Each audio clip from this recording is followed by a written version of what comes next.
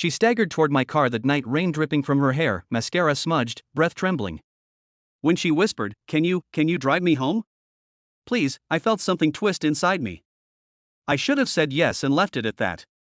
But when I replied, so, where do I sleep, everything in her eyes changed, fear, hope, confusion, something deeper, something that would pull both of us into a story neither of us expected. That night had started like any other for me, quiet, ordinary, invisible. I was the guy who stayed late at the small cafe, wiping tables after the lights dimmed, keeping to myself because I didn't have much waiting for me at home. A rented room. A thin mattress. Silence. That was my life. She was the opposite, bright, outspoken, always surrounded by people who seemed too loud, too excited, too drawn to her gravity. Every night she walked in with friends, and every night I pretended I wasn't watching her. She didn't know me. Not really, but the night she stepped into the cafe alone, shaking, eyes red, I knew something was wrong. She didn't order anything. She didn't even sit. She just stood there, staring at her hands as if they had betrayed her. So I walked up. Quiet. Careful, are you okay? Her lips trembled. Can you drive me home? Please? And for the first time in a long time, someone needed me. I didn't ask questions.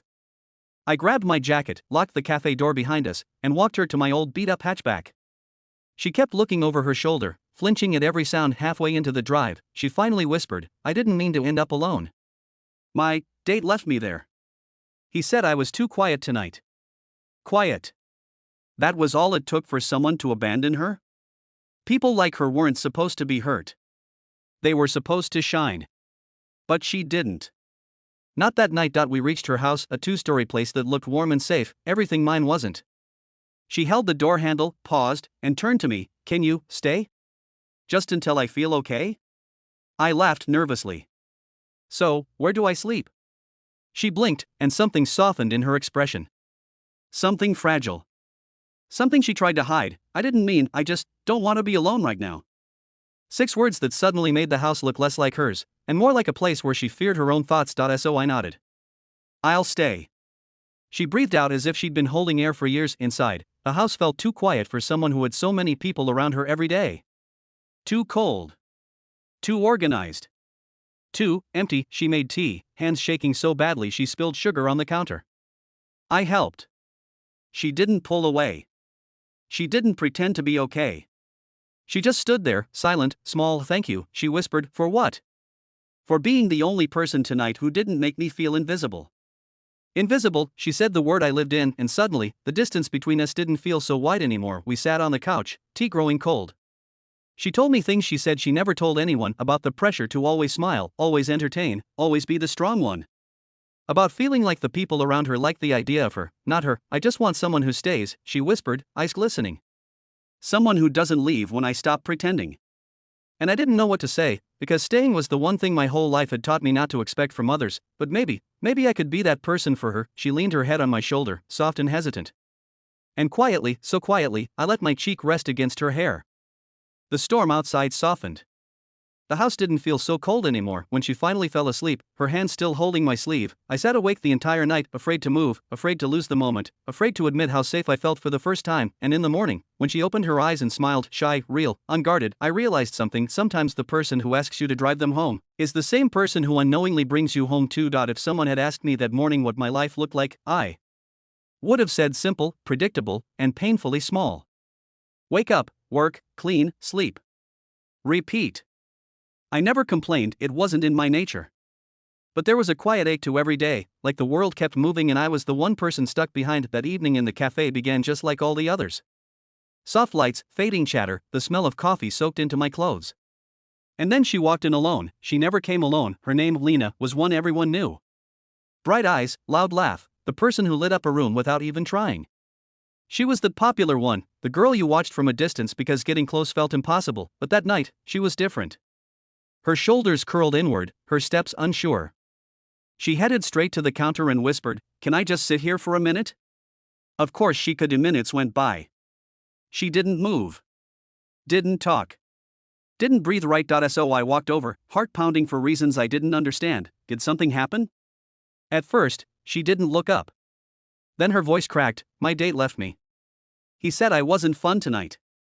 He just walked out and took the car." Who leaves someone behind like that? Who decides a person's worth based on how loudly they smile? I offered her water. She shook her head. I offered to call someone. She whispered, I don't want them to see me like this. Them, her friends. The ones who celebrated her only when she sparkled. And then came the moment that would change everything. She gripped the counter, stared at me through glassy eyes, and said, Can you drive me home? Please? Of all the people she knew, she chose me. I grabbed my keys. On the drive, she kept twisting her hands, staring out the window like she expected the world to collapse behind her. I wanted to say something comforting, but I didn't know how. Then she whispered, Why are you being so kind to me? Because I know what it feels like to feel small, because no one should cry in the rain alone, because I cared, even if I shouldn't, but all I said was, because you asked. Her house appeared, warm lights, beautiful porch, the kind of home that looked nothing like the lonely room I rented. She thanked me softly, reached for the door, hesitated, and turned back. Can you stay for a little? I don't want to be alone. I tried to lighten the mood. So, where do I sleep? I meant it as a joke, but the look in her eyes, the way her breath caught, made me realize she wasn't asking for company, she was asking for safety, and I stayed. Morning light filtered through the curtains. She woke up slowly on the couch, her head still resting against my shoulder.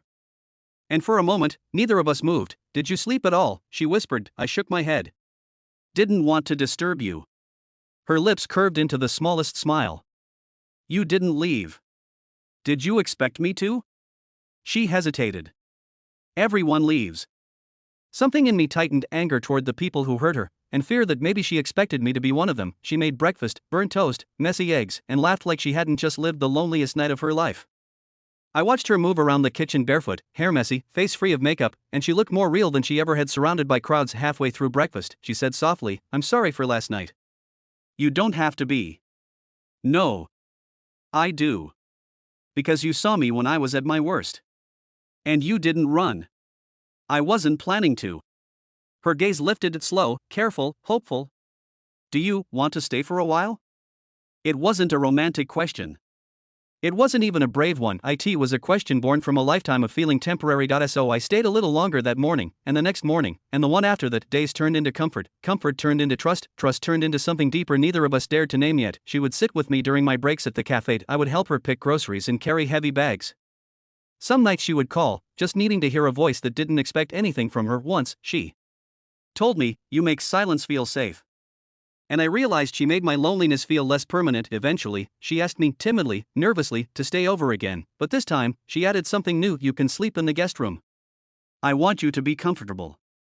She was learning to trust. I was learning to belong. One evening, after we finished cooking dinner together, laughing at my horrible knife skills, she grew quiet, staring at her hands. Do you think there's something wrong with me?